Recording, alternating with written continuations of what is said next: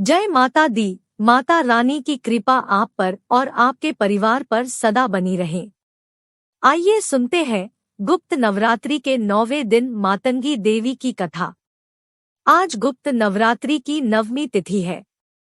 नवमी के दिन मातंगी माता की पूजा अर्चना की जाती है। मातंगी देवी को प्रकृति और वाक्शक्ति की देवी माना गया है। मातंगी देवी इंद्रजाल और जादू के प्रभाव को नष्ट करती है।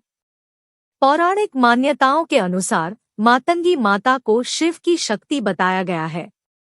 मतंग भगवान शिव का नाम है। गृहस्थ जीवन को सुखमय बनाने, असुरों को मोहित करने और साधकों को इच्छित फल देने वाली देवी बताया गया है।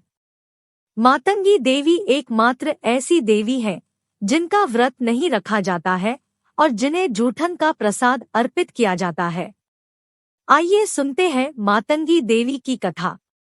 पौराणिक कथा के अनुसार एक बार भगवान विष्णु और उनकी पत्नी लक्ष्मी जी भगवान शिव तथा पार्वती से मिलने हेतु उनके निवास स्थान कैलाश शिखर पर गए।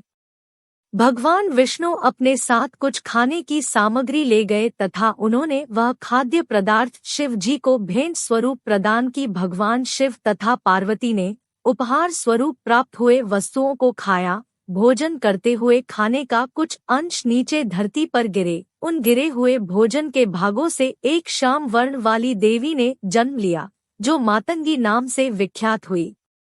देवी का प्रादुर्भाव उच्छिष्ट भोजन से हुआ। परिणाम स्वरूप देवी का संबंध उच्छिष्ट भोजन सामग्रियों से है तथा उच्छिष्ट वस्तुओं से देवी की आराधना होती है। देवी उच्छिष्ट मातंगी नाम से जानी जाती है। एक अन्य पौराणिक कथा के अनुसार एक बार पार्वती देवी ने अपने पति भगवान शिव से अपने पिता हिमालय राज के यहाँ जाकर अपने माता तथा पिता से मिलने की अनुमति मांगी, परंतु भगवान शिव नहीं चाहते थे कि वे उन्हें अकेले छोड़कर जाए।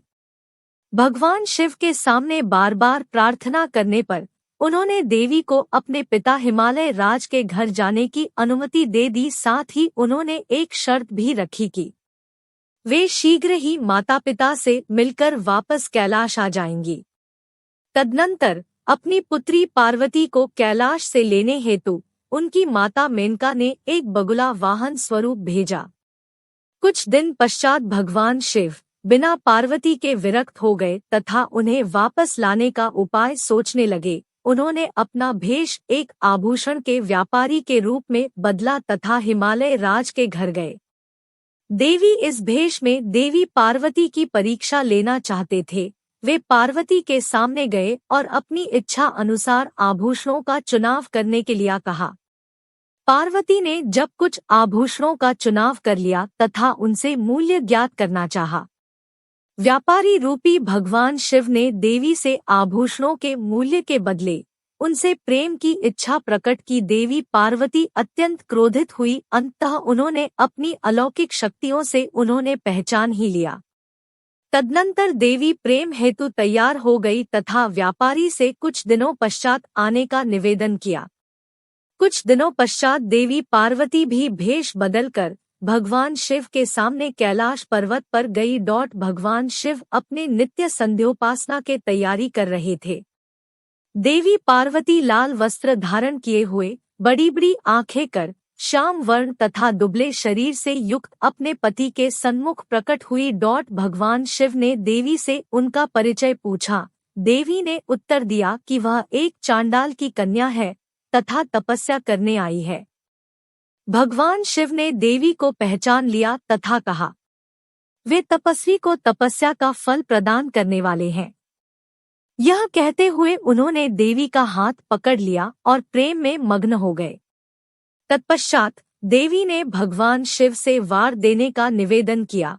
भगवान शिव ने उनके इसी रूप को चांडालिनी वर्ण से अवस्थित होने का आशीर्वाद प्रदान किया तथा कई अलौकिक शक्तियां प्रदान की। माता मातंगी की पूजा विधि। गुप्त नवरात्रि में सभी देवियों की पूजा रात्रि के समय में ही की जाती है और माता मातंगी की पूजा भी भक्त रात्रि में ही करते हैं। पूजा करने के लिए एकांत में पश्चिम दिशा की ओर मुख करके बैठें। एक चौकी पर गंगाजल छिड़कर शुद्ध कर ले और उस पर लाल रंग का कपड़ा बिछाए। माता मातंगी की पूजा करने के लिए उनकी तस्वीर, मूर्ति या यंत्र के साथ मूंगा की माला आवश्यक मानी जाती है। इन वस्तुओं के अभाव में आप एक तांबे की थाली में सिंदूर से स्वास्तिक बनाकर सुपारी रखें।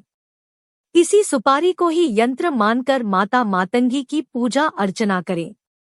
माता मातंगी की पूजा करते समय घी का दीपक जलाएं और लाल रंग के फूल अर्पित करने के बाद माता मातंगी के मंत्रों का जाप करें। माता मातंगी के मंत्र जाप। त्रि क्ली हूँ मातंगे फट स्वाहा। मान्यताओं के अनुसार जो भी व्यक्ति सच्चे मन से माता मातंगी की पूजा और मंत्र साधना करता है, माता उस पर प्रसन्न होती है और साथ ही सभी प्रकार के दुख और दरिद्रता से मुक्ति दिलाती है। अगर आपको यह कथा पसंद आई हो तो कमेंट बॉक्स में जय माता दी लिखकर हमारे चैनल को सब्सक्राइब करके वीडियो को लाइक और शेयर जरूर करें।